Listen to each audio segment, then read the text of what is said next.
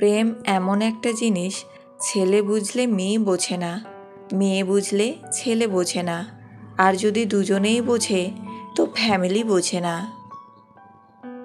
কথায় কথায় মিথ্যা বলা মানুষগুলো যুক্তিতে বেশ পটু হয়। এরা যতই মিথ্যা কথা বলুক, প্রতিটা মিথ্যা কথাই একটা না একটা যুক্তি দাঁড় করাতে কখনো ভুল করে না। আগেকার প্রেম ছিল ক্যান্সারের মতো, মৃত্যুর আগে পর্যন্ত টিকত। আর এখনকার প্রেম সর্দি কাশির মতো, আজ আছে তো কাল নেই। মানুষ এমন একটা প্রাণী যাকে বিশ্বাস বা অবিশ্বাস কোনোটাই করা যায় না। বিশ্বাস করলে ঠকতে হয়, অবিশ্বাস করলে হারাতে হয়। প্রতিশোধ নেওয়ার কোনো প্রয়োজন নেই, শুধু চুপচাপ বসে অপেক্ষা করো।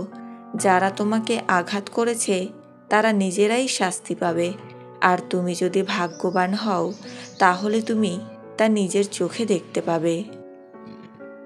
বৃদ্ধাশ্রমে পুলিশ, ডাক্তার, ইঞ্জিনিয়ার, শিক্ষকের মাকে দেখতে পাবেন, কিন্তু বিশ্বাস করুন কোনো দিনমজুর বা চাষির মাকে দেখতে পাবেন না। জীবনে এতটাই রোজগার করুন যাতে ছেলের বিয়েতে কখনো যৌতুক চাইতে না হয়, আর মেয়েকে এতটাই পড়ান যাতে যৌতুক দেওয়ার প্রয়োজনই না হয়। 15 থেকে 23 বছর বয়স এত সহজ না।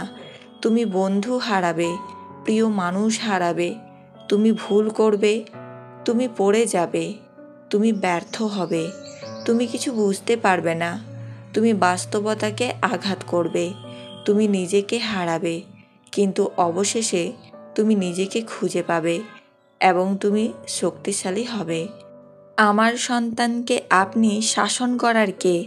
যখন থেকে শিক্ষক শিক্ষিকাকে এই কথার প্রচলন শুরু হয়েছে, ঠিক তখন থেকেই আমাদের সমাজে বেয়াদবের সংখ্যা বেড়ে গেছে।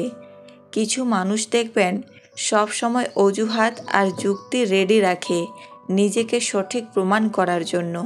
নিজের ভুল অস্বীকার করার জন্য সব সময় অজুহাত থাকবেই। এই পৃথিবীতে সব কিছুই সুন্দর হয়, শুধু প্রয়োজন নিজের দৃষ্টিভঙ্গির পরিবর্তন। যে স্কুল বেল সকাল 10টাতে বিরক্তির কারণ হয়, সেই বেল বিকাল 4:30টার সময় সুমধুর শোনায়। বিবাহিত জীবন হলো কারেন্টের তারের মতো, যদি দুটো তারই ঠিকঠাক কানেকশন হয় তাহলে সারা জীবন আলো জ্বলবে, আর ভুল কানেকশন হলেই ফিউজ উড়ে অন্ধকার। কাউকে বেশি টেক কেয়ার করলে একদিন সে ওভারটেক করে চলে যায়। ছেলেদের এই জিনিসগুলি দেখলে মেয়েরা উত্তেজিত হয়। 1. ছেলেটি কোন দিকে তাকিয়ে আছে। 2. ছেলেটি কতটা পরিষ্কার। 3. ছেলেটির পোশাক কেমন। 4. কতটা মনোযোগী শ্রোতা সে। 5. ছেলেটি কতটা খরুচে। 6. ছেলেটির বডি ল্যাঙ্গুয়েজ কেমন। 7. তার পায়ের জুতো। 8. অন্যদের সাথে তার ব্যবহার। 9. তার মুখের হাসি। 10. ম্যানার্স জানে কি না। দিনের আলোতে এমন কাজ করো না যাতে রাতের ঘুম নষ্ট হয়, আর রাতের অন্ধকারে এমন কাজ করো না যাতে তোমাকে দিনের আলোতে মুখ লুকিয়ে হাসতে হয়। অপমান হজম করবেন কিভাবে? 1. শান্ত থাকুন, মনে রাখবেন উত্তেজনা কোনো সমাধান নয়। 2. যিনি আপনাকে কটূক্তি করেছেন, আপনার সঙ্গে খারাপ ব্যবহার করেছেন, সমস্যাটা তার। অপরপক্ষ যাই বলুক না কেন, ইতিবাচকতা থেকে পিছু হটবেন না। 3. কথা দিয়ে জবাব দিতে যাবেন না, কাজে বিশ্বাসী হন, কাজের মধ্য দিয়ে উত্তর দিন।